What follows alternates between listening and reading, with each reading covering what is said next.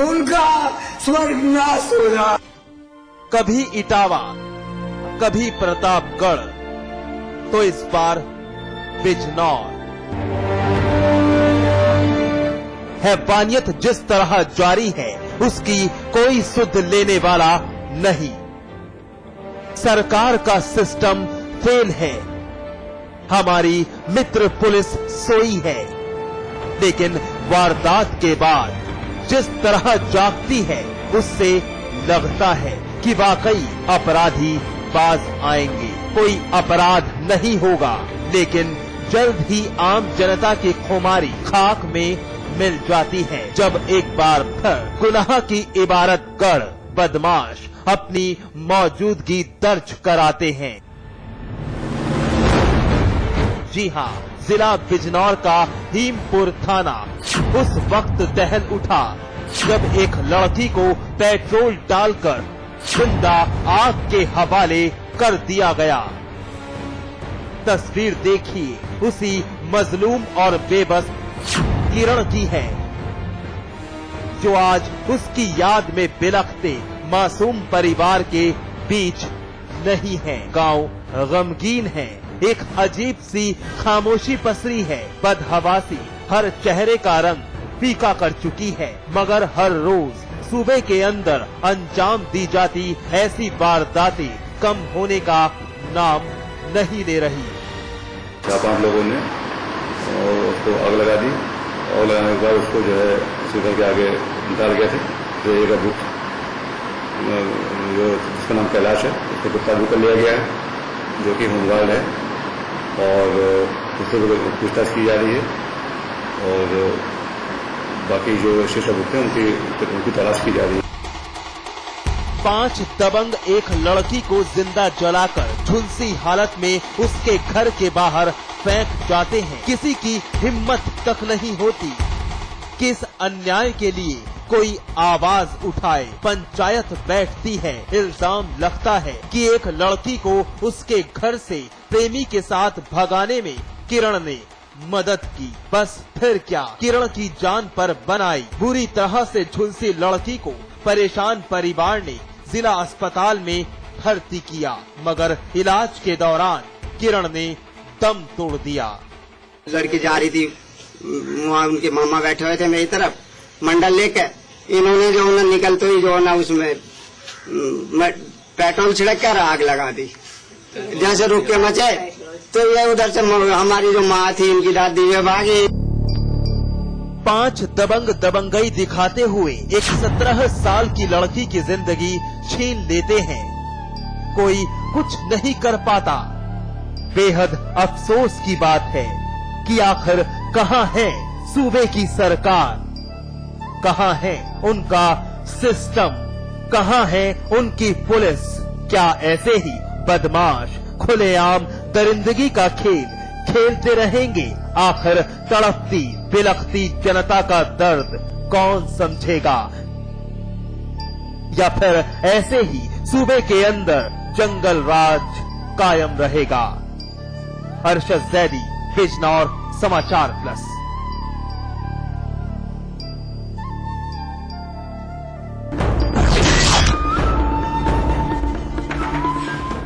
बिजनौर की इस लड़की ने वारदात के चंद घंटे बाद ही दम तोड़ दिया, मगर इटावा की उस लड़की ने 7 दिन बाद अपनी जिंदगी गंवाई। पल पल तड़पती रही, हर मिनट जिंदगी के लिए मौत से जद्दोजहद करती रही, लेकिन फिर भी वो जंग लड़ रही थी। और जब ये जंग खत्म हुई तो लड़की के जिस्म से जान भी निकल चुकी थी।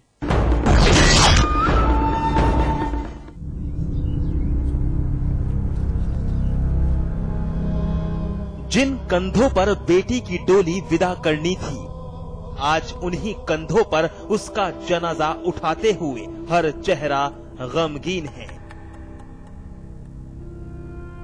एक अजीब सी खामोशी पसरी है, जिसके साए तले इलाके के लोग उसका जिस्म सुपुर्दे खाक कर रहे हैं। बेहद बदनसीब है ये परिवार जिसने अपनी लाडली को अपनी आंखों के सामने दम तोड़ते देखा। बहन की मौत से बदहवास ये बहन खुद को संभाल नहीं पा रही है, टूट चुकी है। जख्म एक बार फिर ताजा हुए हैं, क्योंकि 7 दिन से जिस आस के साथ परिवार इटावा के पीजीआई सफाई में बैठा था, आज वो उम्मीद बिखर गई। जी हां, 12 जुलाई 2013 की अलसुबह इटावा का एक दिल इलाका थर्रा उठा था, जब एक लड़की से रेप के बाद आग लगा दी गई थी। हर अखबार, हर चैनल इस खबर पर नजर बनाए हुए था, मगर मौत जीत गई और लड़की की हिम्मत उससे लड़ते लड़ते जिंदगी गंवा बैठी। उससे प्यार करती थी उससे, तो उस लड़के ने एक बार उसको रात को बुलवाया था कि शादी करेंगे हम, तुझसे आजा। उसके साथ गलत काम किया उसके बाप ने, और एक सगीर नाम का उसका फूफा है, पता नहीं कौन है, और उसके बाप ने, तीनों ने गलत काम किया मिलके। और सुबह उसको धमकी दी मानने की। उसने, लड़की ने कहा कि मुझसे शादी नहीं करोगे, तो उसने मना कर दी, नहीं हम शादी नहीं करेंगे। तो उसने धमकी दी गोली वोली मारने की लड़की को कि हम तुझसे शादी नहीं कर सकते, उनने शादी करनी पड़ेगी, हमारी जिंदगी खराब हो जाएगी। फिर उसने आग लगा दी उसको। सुना कुछ, पिंकी की मौत के बाद उसका परिवार भी बयान दे रहा है कि जिस लड़के से वो इश्क करती थी, उसी ने साजिश के तहत अपने घर बुलाकर अपने परिवार के साथ गैंग रेप किया और फिर गुनाह पर पर्दा डालने के लिए लड़की को आग लगा दी। 80% जल चुकी लड़की पीजीआई सफाई में दाखिल की गई थी, मगर 7 दिन बाद सब कुछ खत्म हो गया। लड़की ने अपने प्रेमी फरहान पर शादी का दबाव डाला था, लेकिन अनजान थी कि शादी के बदले मौत नसीब होगी। अब जब पिंकी की मौत पर इलाके के लोग और परिवार बौखलाया है, तो हमारी सरकार और अपने मातहतों के जरिए मुआवजे का मरहम लगाने की कवायद की जा रही है।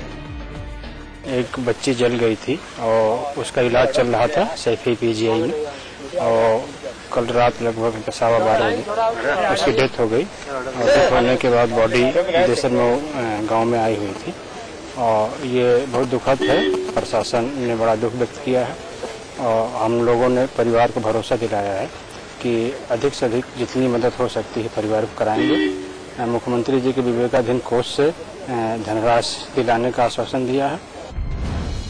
लड़की जिस वक्त अस्पताल में भर्ती हुई थी, उसकी हालत को देखते हुए उसका बयान रिकॉर्ड किया गया था, और उसी बयान के जरिए पुलिस ने 2 अपराधी गिरफ्तार किए हैं, जबकि 4 आरोपी अब भी फरार हैं। लेकिन एक बेटी की मौत चीख चीख कर कह रही है, जाग जाओ सरकार, जाग जाओ हमारी मित्र पुलिस, वरना जननी का क्या होगा। मनोज दुबे, इटावा समाचार प्लस।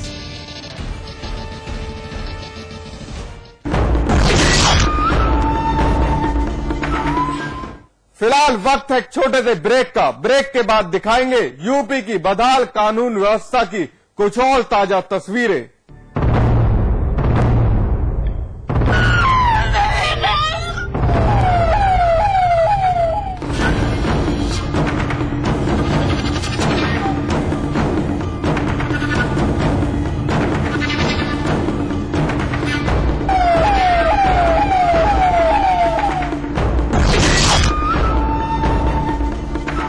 विराज कंस्ट्रक्शन प्रस्तुत करते हैं आपके शहर लखनऊ में फैजाबाद रोड पर संपूर्ण आवासीय योजना बीबीडी ग्रीन सिटी। निर्माण कार्य तीव्र प्रगति पर। आज ही संपर्क करें। किसी को गले लगाओ, किसी से आग मिलाओ, रहो हमेशा पास पास। जो पूछेगा जनता के सवाल तनकर, जो गरजेगा आपकी आवाज बनकर, हर दागदार को होगा जिसका डर। आ गया है अब वो आपके घर, समाचार प्लस राजस्थान। खबर वही जो हमने करी। आज ली क्या? Julie, my love of my life. Julie! खुजली ने प्लान बनाया क्विकली और पाइप दबाया क्वाइटली।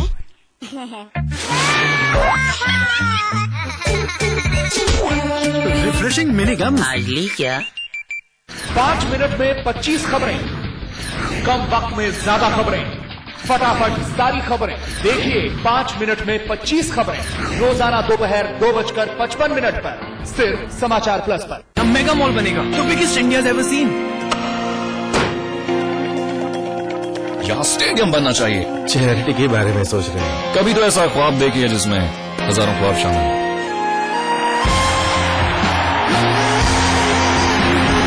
जब दूसरों के ख्वाब पूरे करोगे तो अपना कल बनते देखोगे। रजनीगंधा हिलने है दुनिया। स्वाद बड़ी चीज है, स्वाद से बढ़कर कुछ नहीं। तुलसी सादा पान मसाला।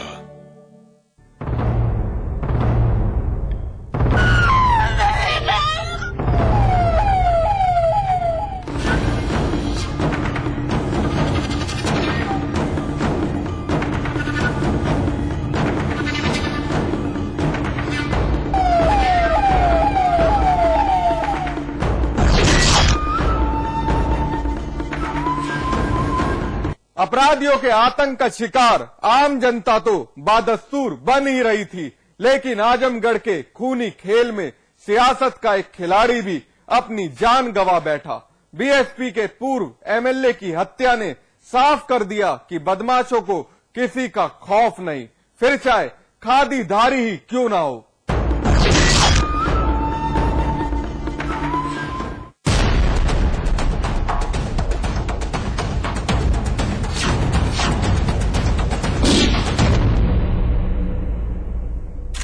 वक्त सुबह के तकरीबन 10:30 का रहा होगा। जिला था आजमगढ़, इलाका कोतवाली जीयनपुर। अचानक गोलियों की तड़तड़ाहट से हर शख्स तितर बितर हो गया। उस वक्त सड़क से गुजरते हर राहगीर ने सबसे पहले अपनी सुरक्षा की सोची, लेकिन बंदूक से निकले बारूद का गुबार छटा तो बवाल मच गया। सड़क लहू से तरबतर थी और 2 जिंदगियां दम तोड़ चुकी थी। डबल मर्डर, यानी चंद मिनट पहले चलती फिरती 2 जिंदगियां लाश बनकर सनसनी फैला रही थी। धीरे धीरे लोग इकट्ठा हुए और फिर लाशों के नजदीक बैठ मंजर मातमी और बगावती बनता चला गया, क्योंकि जिस साजिश का खाका खींच दोहरे हत्याकांड को अपराधियों ने अंजाम दिया, उसका निशाना कोई मामूली शख्स नहीं बल्कि यूपी की सियासत का एक खिलाड़ी और विपक्षी पार्टी बीएसपी का पूर्व एमएलए था। जी हां, सर्वेश सिंह। शायद ये तस्वीर आपकी याददाश्त ताजा कर दे। सर्वेश सिंह के जिस्म में एक नहीं बल्कि कई गोलियां दागी गई। निशाना तो सर्वेश ही था, मगर मौत साथ ही साथ उसके गनर को भी अपना निवाला बना गई। पूर्व विधायक थे श्री सर्वेश सिंह उर्फ सीपू सिंह, उन पर जो है वो अज्ञात हमलावरों ने आक्रमण किया, अटैक किया और उसमें जो है वो बताते हैं शायद दोनों पक्षों से गोली चली और अभी तक की सूचना के हिसाब से 3 लोगों की मृत्यु हुई है। सर्वेश सिंह उर्फ सीपू, उम्र थी महज 35 साल। सियासत की बारीकियां और उसके दांव पेच सीखते सीखते यूपी की सत्तारूढ़ समाजवादी पार्टी का भी हाथ थामा, लेकिन जल्द पार्टी बदल बीएसपी का चोला ओढ़ लिया। साल 2012 के चुनाव में आजमगढ़ की सगड़ी विधानसभा सीट से अपना भाग्य आजमाया, लेकिन नाकामयाबी हाथ लगी। मगर फिर भी सर्वेश सिंह इलाके के एक चहेते नेता थे। वक्त गुजरा, सर्वेश भर अपनी छवि मजबूत करने के लिए जद्दोजहद में जुट गए। लेकिन 19 जुलाई की सुबह उस अनहोनी की आहट कोई सुन नहीं पाया।